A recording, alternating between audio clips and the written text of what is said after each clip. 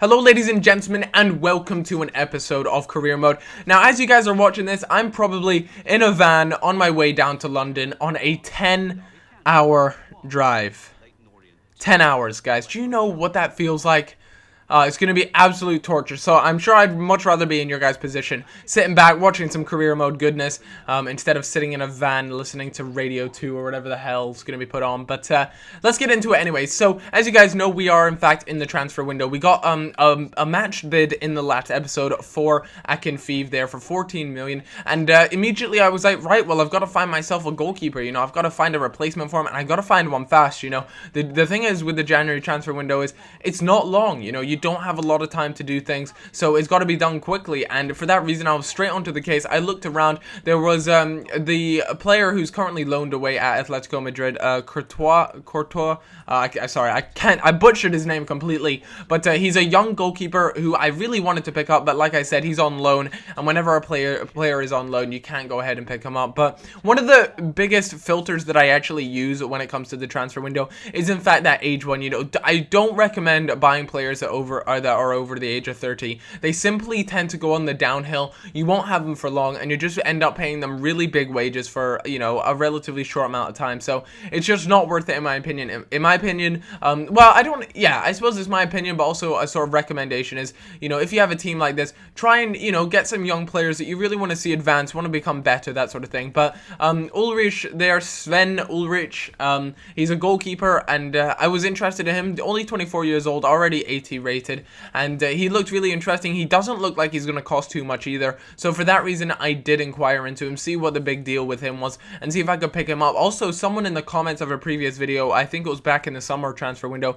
actually said I should pick him up over Akinfeev, and now Akinfeev looks like he'll probably be on his way out, so there's no doubt about it. I have to find a good replacement, and of course you guys are my source of knowledge. You guys are the guys that always help mold my epic career mode, so for that reason I decided to take your advice once again. So I took a look into him. As you guys can see, we're currently sitting in 6th place, just behind Chelsea, and I feel as though, you know, we are really close. We're really close to picking up a 4th place spot. That would be absolutely ideal. In honesty, though, I don't expect a 4th place spot, but like I said, if something like that does happen, that would be immense. As you guys can see, I put in an inquiry into Hugo Lloris. I had him over at QPR for a short amount of time. I only had him for, I think it was half a season before I left or something like that, maybe even a full season. But as you guys can see, my transfer budget had gone from 800,000 to 12.8 million, which is fantastic. Nice to have a bit of money in the bank, yo. And, you know, we're still looking for a left back. That's going to be our #1 priority, is picking up a solid left back.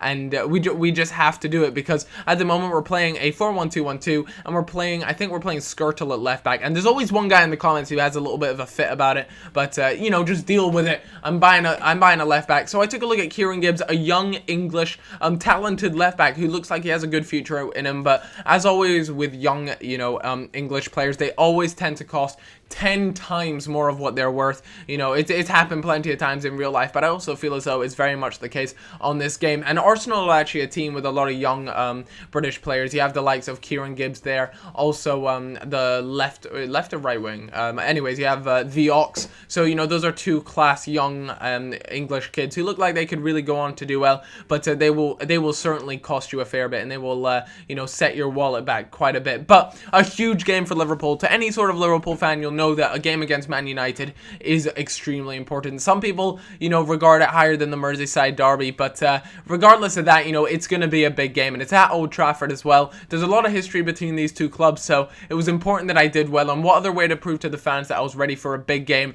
than to possibly, you know, I would happily go into this and pick up a point, but you know, we're always looking for 3 points if possible. So like I said, a game against Manchester United, and they have the likes of Kagawa there. Kagawa just cutting through the majority of my defense, and he plays a really strange ball over to the side there, and keeper does well just to get to it. And I don't believe that we actually have Akinfeev there. We have Brad Jones, is it, that's playing in goals at the moment, so that was going to be a huge setback.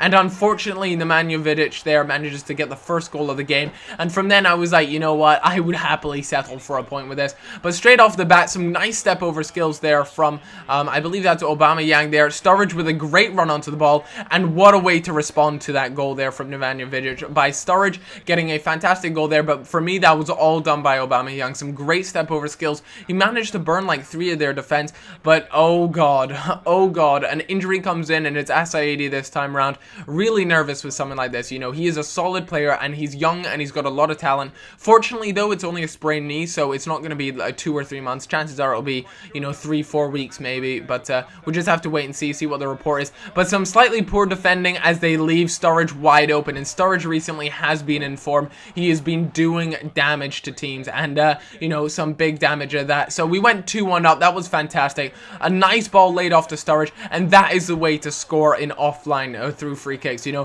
free kicks normally are proving pretty tough these days, and so the best way to do it is hold LT or left trigger or L2, and then just hold A and then just double tap B to shoot, and there it is, 4-1. I mean, this was an absolute battering at Old Trafford. You know, I don't know why Manchester United weren't playing so well. I decided to make some substitutions. I didn't want players getting injured in the last minute. We already had Asaidi there getting injured in this heated game, so last thing I wanted was another injury. As you can see, Coutinho already quite low on fitness, so I had to bring someone in, and as you can see, I decided to bring Shelvey in there, and also possibly bring in Lucas Leiva there as well, but I decided to keep Mvia on the pitch just because it's important that Mvia does get the game time and the full 90 minutes. Again, a really nice piece of play from Manchester United, but unfortunately that was nothing more than a consolation goal as we end up winning 4-2. That is a battering, a spanking, and a huge result for Liverpool. Really happy with that, and Manchester United are a hard side to beat, especially at Old Trafford, and I was really happy with that, especially to you know, considering the results haven't always gone my way. Coming off of the you know, we'd won away in the FA Cup, but the last league game we actually lost to Sunderland, so it was very important. We still have our bid that was sent through to Ulrich as well. I was also very interested in the likes of Sandro. Sandro, only age 21, already 77 rated. He looks like he has a lot of potential in him. Also, he plays for Porto as well. We all know, like I was saying in the last episode, the Portuguese leagues are a breeding ground of complete and utter talent. You know, they have got some of the best young players over there. So I figured, why not take a look at Alexandro? He is Brazilian, I believe. Like I said, he currently plays at Porto. And I knew they were going to set me back quite a bit. So I sent an offer in just to see if they'd be willing to do any sort of cash plus player deal. The player I actually ended up involving in this particular one was Wisdom. Wisdom's about 19 years old, I think, and he's already doing all right for himself considering he is only 19. But I honestly just don't know if he would fit into the squad, and I feel as though, you know, swapping him out for someone like Sandro, who could really develop into a really nice player, it was probably worth the risk in my opinion. As you guys can see, they got back to me. Stuttgart got back to me and was like, you're gonna have to increase your bid. Unfortunately, it just isn't enough just yet. And for an 80 rated keeper, you know, 6.5 million, that's or 6.4 million, that's okay. You know, it's not a whole lot of money, but I'm kind of banking on him hopefully becoming a really good player, and I really do think he is capable of that. And as you guys can see, unfortunately, S80 is still injured. Gerrard is still injured as well. He's down to an 82 rating from 83. He was an 83 when I first picked him up, but it's inevitable that he is going to slowly decline there. And as you guys can see, you know, I really do want to sort out this left back and goalkeeper position issue at the moment. But that'll do it for today's episode. Like I said, I hope you guys are all having a better day than I am, because I'm stuck in a van for a 10-hour journey, which is just ridiculous. But like I said, have a great day, guys, and obviously leaving your support through a like and a comment is always very much appreciated. I'll see you guys in a bit. Bye bye.